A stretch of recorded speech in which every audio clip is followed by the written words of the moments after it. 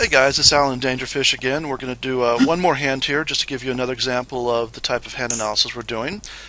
Today, our hero, Dangerfish, is in the big blinds. We have a button open. King Jack suited, is that a 100% call for you? It's a call most of the time. Against this player, it is for sure. This guy's very tight. So, yeah, it does fit nicely into my calling range. I would 3-bet it against a lot of loose passive players, but yeah, I think a call against this guy is the best play. Alright, pretty nice flop. Alright, he bet 16 into 26. You have an open and straight draw. What are you feeling about a check raise? Just way too much money to go into the pot with this level of hand, right? Yeah, I'm not that crazy about it. I don't think my hand is quite strong enough to check raise. But I think I can pick up this pot pretty often if I call here, and if depending on how the board runs out. So yeah, I'm not really excited about check raising here. What sort of c-betting frequency does this opponent have? To be honest with you, I don't have his stats in front of me, but I know he is a tightish player. But, I mean, considering the positions in the board texture, he's probably c-betting here fairly wide. Yeah, he's probably c-betting this with a fairly wide range. I mean, obviously all of his Broadway gutters, all of his flush draws, probably any king, any 10, I suspect. And whenever you consider check raising this type of flop, a concern is that the board does have diamonds, and two of your outs are tainted. Yeah, it definitely is not a spot where I can basically check raise him and then go with my hand. Right.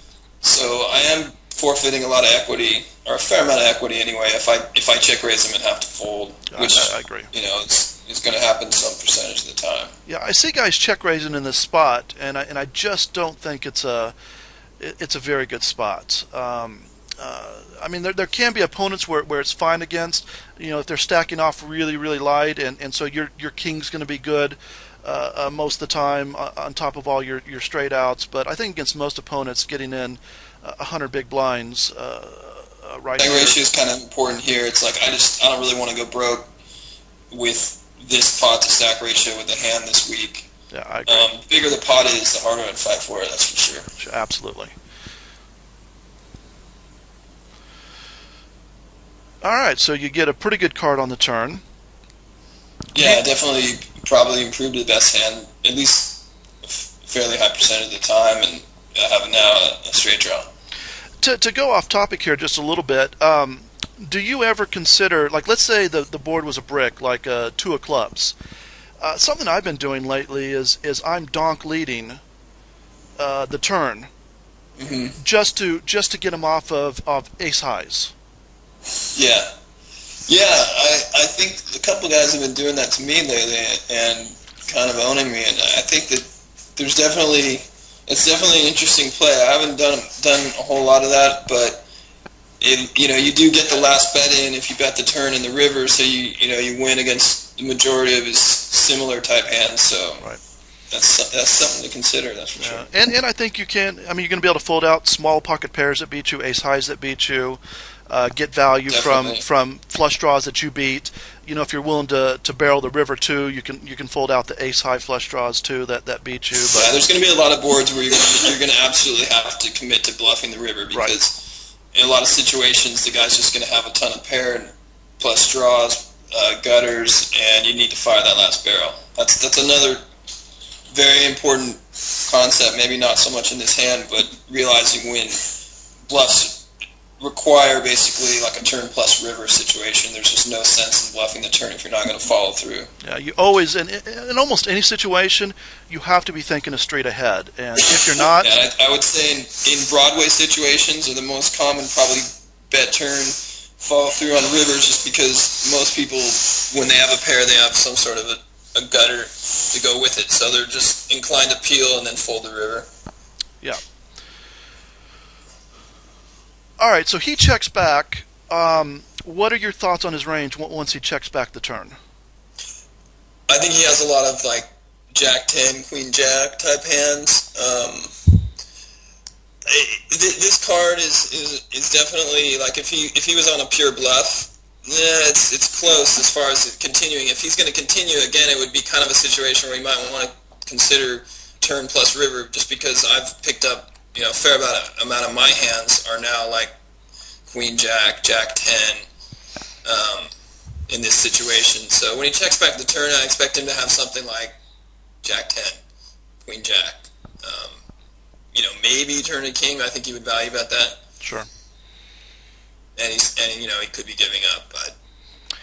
And what about if he has like smaller flush draws, like just like an unpaired type flush draw hand, or maybe even like a queen flush draw? Do you think he checks that back, considering how coordinated the board is?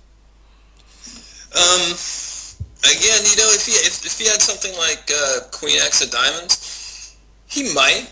I'd expect a lot of players to probably bet it just so they can set up a river bet if they improve. But it wouldn't be crazy for him to be checking back a hand like that. I would expect him to probably barrel like ace high flush draw. Yeah, I was just going to say, I kind of, for most players, I kind of expect a double barrel from ace high flush draws, queen high flush draws, and jack high flush draws, because the jack high also has an open-ended straight draw to go with it. It's just really almost too much equity for him to check back. So, and obviously, the tighter the player, the higher the frequencies he's going to, play the hand passively.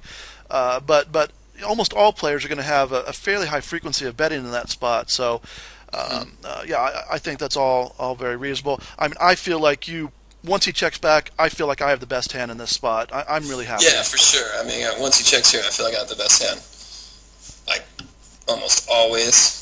So, and then on the river, I think it's obviously a good spot for me to value bet. And I do think he pays it off. So I value bet. I mean, my sizing's pretty big here. This is definitely a situation where, I don't really have a lot of bluffs. I don't think he should be calling here particularly light, because, once I call the flop, it's like there's not a whole lot on the river that I have that's air. I mean, there's really nothing.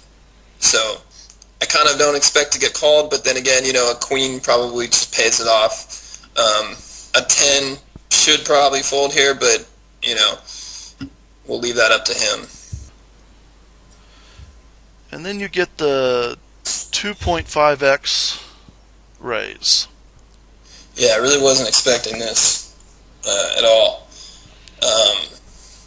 Kind of an interesting spot. I think he does have a flush here a lot, and I think he is trying to sort of basically make sort of a thin value raise on the river. And I really think the play here comes down to, I don't think I can call. I don't think I'm good often enough to call. But I do think I can rebluff here and basically turn my hand into a bluff and jam. And I just don't think he can call almost ever. And the basic reason why is because there's just nothing in my range here that should have to bluff here. Right. I honestly can't think of a single hand from his perspective that I could jam here that doesn't have something like queen x of diamonds beat. He has to really give me credit for turning 10x, queen x, or turning a small flush into a bluff here. And I have basically every single full house in my range. I mean, I obviously have king 10, king queen, pocket sixes, and pocket tens. I mean, every one of them in my range. So I think it's just a really, really tough call for him if I jam over him here. And I think what he's doing is, I think he is trying to raise for thin value with a flush here. And we can say pretty positively, with a very high degree of frequency, he never has a full house here. Yeah, I mean, it's pretty tough for him to have a full house. I mean, he's checking if he's. I just can't see it. Obviously it would be really strange for him to have something like king queen or any other full house. And as far as him sort of leveling himself, thinking, well, it's pretty obvious I don't have a full house, and click and call, that's fine. I mean, if he's going to do that, but the only problem is, it's just like he's got to put me on something that is bluffing, and it's just in each level. I think like NL 200, 400, 600, 1K. I don't have a lot of experience really beyond 400, but you get a feel for what your opponents are capable of, and I think that's a huge factor when you're making decision is what your opponent is capable of. So for him to think that I'm capable of just deciding that trip kings or whatever it is I have is no good and then turning it into a bluff really requires him to be giving me a lot of credit. And given that in these games you don't see that very often, I think that I should be successful here often enough to make it the best play. Now, having said that, I've played with some better players lately. One in particular that's just giving me fits because he's very good at realizing when his hand can't show down and turning into a bluff, and it is very tough to deal with. And I've been getting work lately from him. But it's just one of those things where if you do have an opponent like that, you just got to try and look at their game and see if you can learn anything from it. And in my case, I have. But this hand I think is interesting for that reason. And even when you know an opponent is capable of that, it still makes the middle flush hero call incredibly difficult. Forget if you're not even sure your opponent is capable of such a move. Exactly. Yeah, just because you're capable of it doesn't mean I don't flat out have it. Right. Yeah. Absolutely. And again, it's like anytime I'm making a bluff, I would really prefer a situation where I've called one street, because it just puts in their mind, when you do call a street, most of the time, you can't really be bluffing. You've obviously got something. So in a situation like this, it's just if he's holding a small flush, he might just pay it off, but I think it would be a bad play, and I think it would be a tilt play, and I remember playing this session thinking at the time that he was playing pretty well, and I think that that's kind of important, at least to have some idea for how your opponents are running, and I wouldn't try and get somebody to fold a strong hand if I thought they were tilting in any way, or it looked like they were not capable of folding. Yeah, I think that's two really important points that you just made. Is first off, when you're calling, particularly out of position, you have to have a hand here. So it's not possible. It's not like you're c-betting and can have like pocket twos here or 2-3 or something like here. You have to have some sort of hand when you're check calling out of position, so it's easier to rep a hand. Additionally, in this particular hand, we feel like this player is going to be betting his big flushes on the turn with a fairly high frequency, ace high flush, queen high flush, jack high flush, and so that puts a lot of his range down into like the 4th, 5th, or 6th high flush, and he's just going to feel incredibly uncomfortable there. And once again, like we talked about in the first video, when you have kind of like what we define as a level 2 player, a player that understands that in order for him to be good here, you have to be bluffing. That's the type of player that you want to make this type of move. Yeah. Unfortunately, what happened in this hand? Oh, I didn't raise. You chickened out. It was the reason why this hand came up was because I remember at the time timing down and thinking it was the best play and then not doing it, and then I was stewing over the hand and kept it and started to think about it a lot and realized that it was that I made the wrong play. I folded. I think that's the second best play. The third best play I think is call. I agree 100%. The dumbest play out of all. Yep. But the point was, and again, it brought some attention to some of my game that I'm still working on. Is a lot of times I'm playing a lot of tables. I'm probably playing at least 10 tables, and a lot of these decisions require some thinking. And even though I remember having my finger on the jam button and didn't do it for whatever reason, it became clear to me like afterwards that I'd made a mistake, and hopefully next time I get in a situation like this, I won't do that. Well, we know why you didn't do it. You're a gigantic pussy. Well, that too. No, it's a hard trigger to pull. Well. It's a hard trigger to pull. I agree, and I've gotten so but much it was better the right about play. it. It was the right play. That's the thing. It's like that's why you do these type of things. You go back and look at your hands and see if you botched them, or if you could have played them better. And I think this is a case where it's like, yeah, folding's an okay play. It's the second best play, you know. But the best play is to jam, and I think it's pretty clear in hindsight. At the time, it's not necessarily that easy to come up with that solution.